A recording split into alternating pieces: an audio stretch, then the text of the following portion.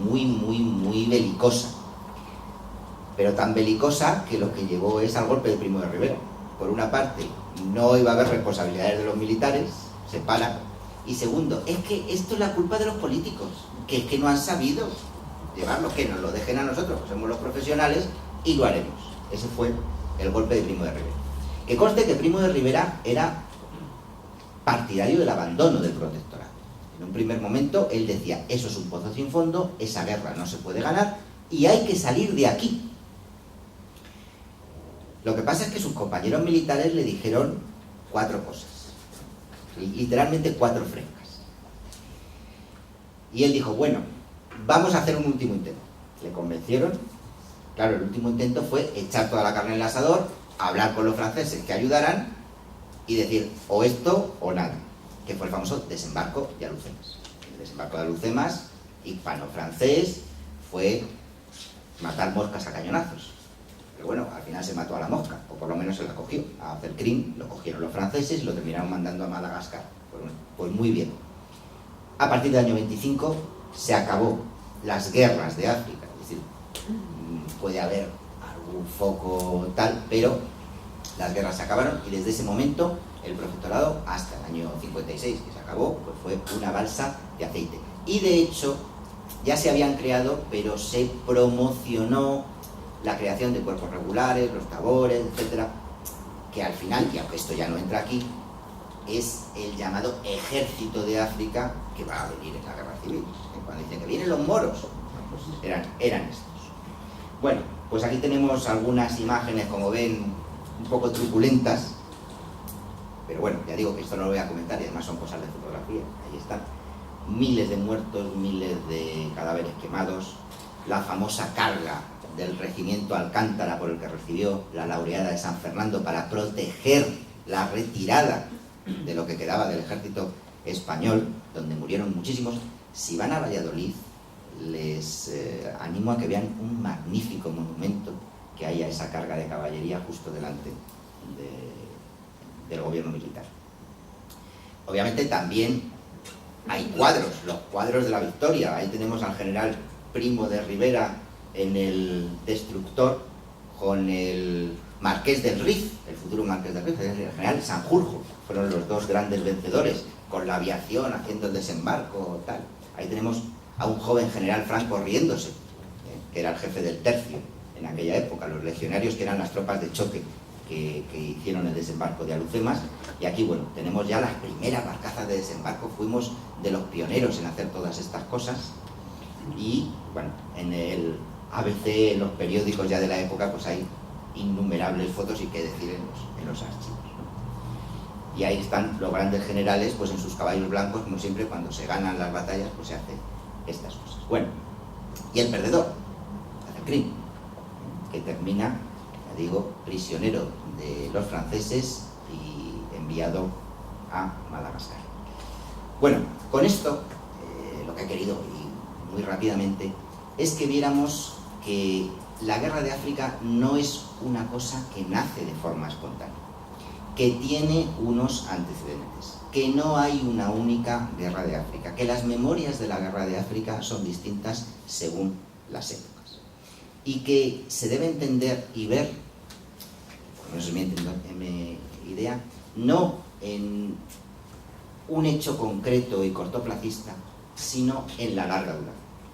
Y que debemos de ver que la relación de España con África debe ir más allá de las coyunturas para ver que es una relación estratégica que se debe mantener, apoyar y buscar una colaboración, porque eso es bueno para todos, para los 2 lados del estrecho. ¿Que hemos tenido guerras? Pues por supuesto, todos los vecinos han tenido guerras, pero que estas guerras deben servir precisamente para forjar un futuro de paz.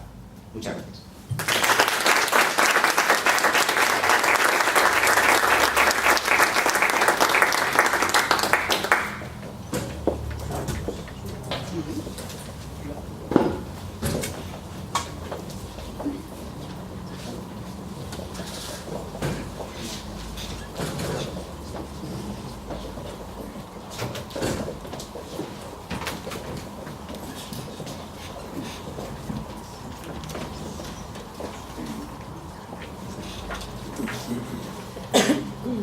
pues buenos días.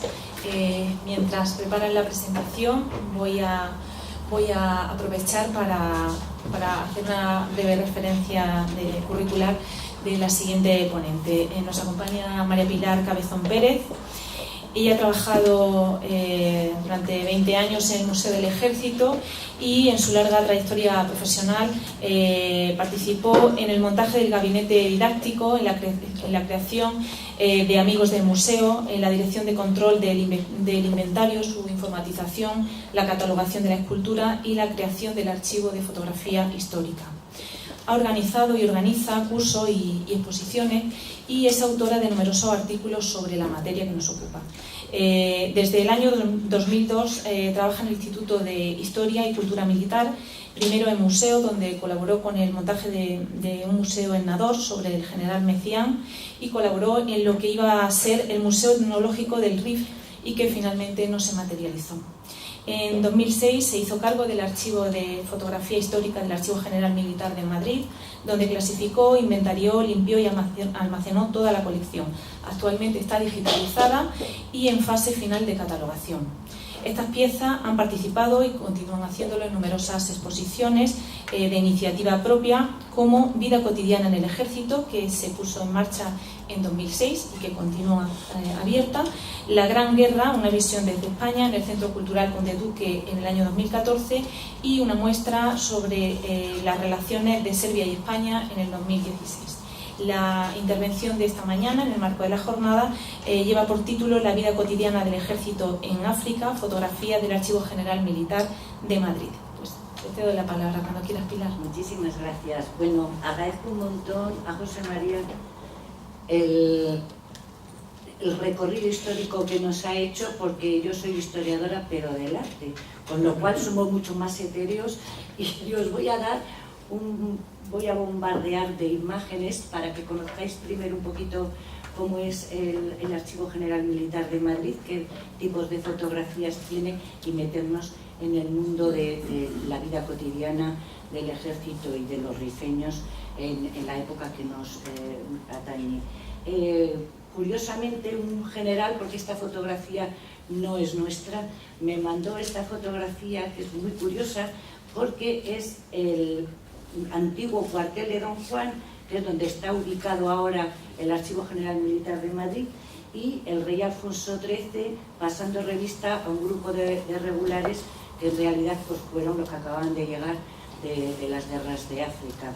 En el edificio justo que está en la derecha le ocupa el Archivo General Militar de Madrid, que se crea en el 1810 con toda la documentación del depósito de la guerra, que pasa al recién creado también el Estado Mayor del Ejército Español. Luego empiezan a engrosar con toda la documentación generada por las guerras estos documentos del archivo, y en tiempos de guerra Franco lo va a denominar Servicio Histórico Militar. El Servicio Histórico Militar en el 1998 se transforma en el Instituto de Historia y Cultura Militar. Este instituto va a estar encargado de proteger, conservar, difundir y de todo, y custodiar todas las piezas, muebles y de bibliotecas y archivos que contiene el Ejército de Tierra. Cada arma, cada ejército tendrá su propio instituto, tierra, mar y aire. ¿Qué más os puedo decir de la creación del instituto? Bueno, que el Archivo General Militar forma parte de este instituto, tiene 4 secciones documentales con todas las guerras del momento hasta la Guerra Civil Española, que pasa a Ávila. La fotografía lo mismo, muere en el 1936 y convive con las láminas y los grabados formando la sección de iconografía. Y también dentro del archivo está la cartoteca, que es extraordinaria por si en alguna ocasión tienen necesidad de ver algún plano o mapa, que de Marruecos les hay bellísimos. Bueno, pues les voy a presentar muy deprisa y hablando mucho y corrido, porque la imagen creo que se les va a quedar en la retina mucho antes que mis palabras en el pensamiento. Y les voy a decir de qué consta nuestro archivo.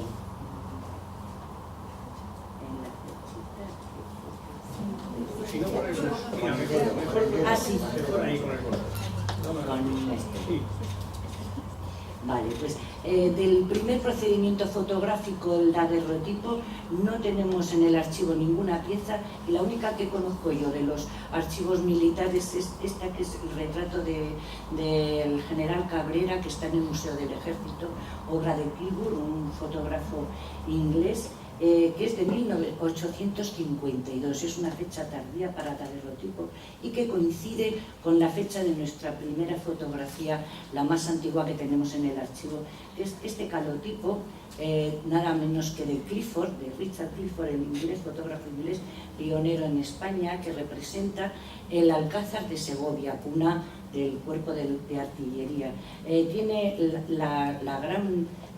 Bueno, les estoy presentando todas las fotografías tal y como están en el archivo, es decir, que ni las he manipulado, para que vean que es un documento real con su suciedad, sus rotos, y tal y como están. Este calotipo tiene también el valor documental de que es antes del incendio del Alcázar de 1862, con lo cual luego sirvió como documento gráfico para la reconstrucción del mismo. El archivo fotográfico del Archivo General Militar de Madrid posee unas 1.200 fotografías. Las he agrupado en 5 grupos de temas diferentes. El tema bélico, que lo iniciamos con la Guerra Chica de Cuba, el general Martínez Campos con todos los revolucionarios cubanos. Aquí está en Marrakech, en la guerra de Margallo, primera guerra de Melilla, que nos ha contado José María. El general Martínez Campos es uno de mis generales favoritos. Siempre consiguió la paz con la palabra y no con las armas. De la independencia de Cuba y Filipinas tenemos muy poquito. De Cuba, en este caso, tenemos una colección muy curiosa con todos los barcos que participaron en la guerra contra Estados Unidos después del hundimiento del Maine. De la guerra de Melilla, del 1909, la obra de José María de María Campúa, que fue, como sabéis vosotros, un fotógrafo extraordinario, primer fotoperiodista y gran fotoperiodista en las guerras de Marruecos. En este caso son actos bélicos, luego veremos en los tiempos de paz, vamos, de la vida cotidiana del ejército. En 1912 también tuvimos a los regulares de Ceuta en las conquistas de Alcazaquivir o toda la zona del Quer. La colección más grande que poseemos bélica es de la Primera Guerra Mundial. Se preguntarán cómo España neutral tiene esta maravillosa colección que tiene más de 5.000 fotografías. Pues resulta que todos los agregados militares y comisionados en todos los frentes de la Primera Guerra Mundial reunieron una cantidad ingente de fotografías para ilustrar sus memorias, que lógicamente tenían que mandar al Estado Mayor Central aquí a Madrid para que conocieran los avances que va a realizar la guerra. El del cuello de piel es el agregado militar en Berlín, que era el comandante Valdivia, un hombre extraordinario, ayudante del rey Alfonso XIII, un gran diplomático, se llevaba bien con todo el mundo.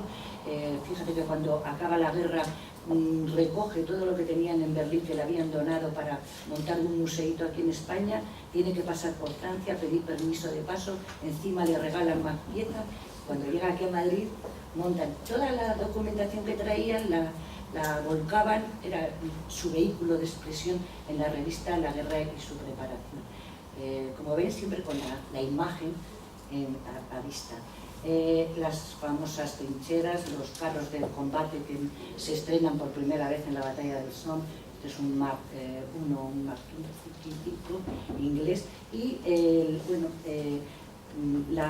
Conde Duque, el ayuntamiento, nos favoreció muchísimo el montaje de esta exposición en el 1914. Fue muy bonita, como siempre sin un duro. Nos tuvieron que prestar pues, desde los cañones, las ametralladoras, todo era préstamo sin ánimo de lucro, los marcos de las fotografías, en fin. Y como estoy siguiendo un poco el hilo histórico, llegamos a 1921 con la Guerra del Rif. Aquí tenemos al general Sanjurjo montado sobre un carro de combate, los tristes aconteceres del 21 que nos ha comentado José María. las barcazas KH7 con el desembarco de Alhucemas, que le supuso al general Primo de Rivera pues la loa del general Eisenhower para el desembarco de Normandía, que le sirvió como modelo y ejemplo en la Segunda Guerra Mundial. Y bueno, otro gran grupo sería el dedicado a las academias militares, a la enseñanza.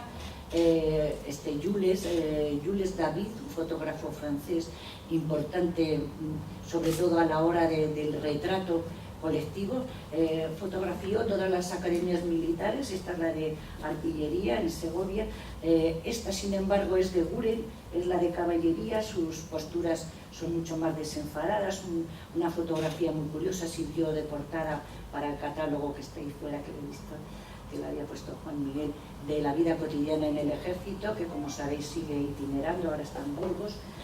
También, como no, los estudios de los niños pequeños, las escuelas y los colegios preparatorios para que...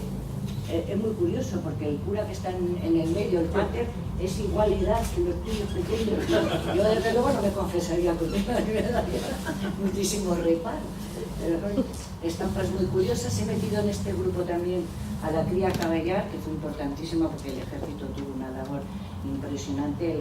Toda la cría caballar de España estaba en esos momentos en manos del ejército. Tenemos una colección bastante buena de estas fotografías que realizó un comisario de guerra llamado Bonafós, que era gran aficionado al arte de la fotografía. Este es un caballo pura sangre hispano, una gran belleza, una raza preciosa. He metido también aquí las escuelas prácticas, las maniobras que realiza el ejército, como esta de la aeroestación militar, que como saben se nace con los ingenieros en Segovia. Una demostración del carro de combate FT-17 de los Renault en presencia del rey Alfonso XIII, que uno de ellos fue a África. Y luego la industria militar, como saben, en el siglo XVIII es el siglo de las luces. Carlos III favoreció muchísimo al ejército, renovó toda la enseñanza, renovó la industria, renovó absolutamente todo. Y se crean estas fábricas eligiendo Asturias como sede por los ríos Nalón, Etruria, y vamos a tener no solamente la fábrica de Etruria, sino la fábrica de la Felguera, Santa Bárbara, la de Santana. Toda la zona esa va a haber maestranzas, va a haber los cañones Cruz, las maestranzas como la de la Arache, Sevilla. La última asignación que nos han hecho es de una colección de placas de vidrio de Sevilla, que son preciosas porque se ve a todas las mujeres realizando los proyectiles con las fresadoras y sus vestidos pomposos. Muy bonitas, son unas fotos preciosas que todavía no hemos volcado al papel. También la maquinista terrestre de Barcelona, que aunque era civil, participa en la creación y en la fabricación de locomotoras para el ejército. Otro gran grupo es el retrato, que tenemos pocas piezas en comparación con las que deberíamos haber tenido. Esta es de una gran belleza, es de Ortiz Echagüe, la fotografía al carbón, el pictorialismo artístico en fotografía, la foto del rey Alfonso XIII con el uniforme de ingenieros. Esto es una pena porque es la única fotografía, yo creo, que tenemos de las guerras carlistas. Es una espinita que tengo, que me jubilaré y no tenemos una colección de fotografías carlistas. Se conservan en los museos más bien de Navarra y de País Vasco. Luego, estos retratos anónimos, nada menos que de Martínez de Eber, que sabéis que es uno de los fotógrafos pioneros en tener un estudio en Madrid, con esos fondos de paisajes fingidos, con los florillos, las piedras, esas decoraciones que pone alrededor del personaje a retratar para darle más importancia y realce. Y hace unas fotografías, un álbum precioso, que desde el soldado hasta los generales, capitanes generales, cada uno con su uniforme y cada uno le pone un paisaje diferente. Y esta también es una de las últimas asignaciones que nos han hecho de un álbum, que son retratos de tarjetas de visita de cuando la reina Isabel II camina hacia el exilio con todo su séquito y sus hijas. Esta es una de sus hijas, la llamada Pilar. Son muy bonitas, son de fotógrafos pues reconocidísimos, Lewinsky, Petit, Logan, muchísimos fotógrafos, el Tisderi, todos los que realizaban este tipo de fotografía de carta de visita, pequeñitas, muy bonitas. Los retratos colectivos, como estos de Slemberg, un pintor que retrató a los voluntarios de Manila.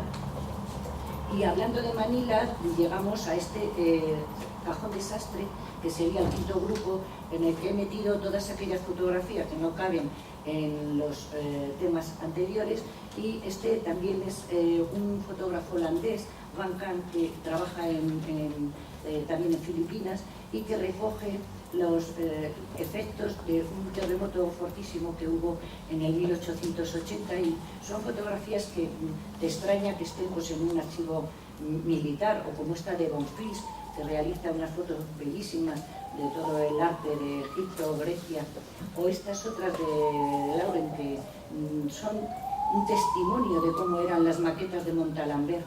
Montalembert era un ingeniero francés, y bueno, Azara, que era el ministro de Asuntos Exteriores, compró a la viuda todas las maquetitas de Montalembert que no quiso pagar el ejército, el gobierno francés, y fueron, junto con los modelos de artillería, el origen del Museo del Ejército actual. Y, como no, pues la colección que nos toca hoy explicar, que sería la vida cotidiana en el norte de África. No les he traído más que esas pequeñas muestras de escenas bélicas, que ya nos lo ha contado todo José María, sino que he intentado mezclar un poquillo pues la vida cotidiana del ejército con el mundo en el que vive, que es el rifeño. La mayoría de estas fotografías se presentaban en la revista África, primero Tropas Coloniales, que se inaugura en el 1924. Su director va a ser el general Queipo de Llano y el teniente coronel entonces Franco. Esta revista se frena durante la Guerra Civil y continúa, se publica en Ceuta y continúa publicándose en Madrid a partir de la Guerra Civil ya hasta 1978, o sea que duró muchísimo.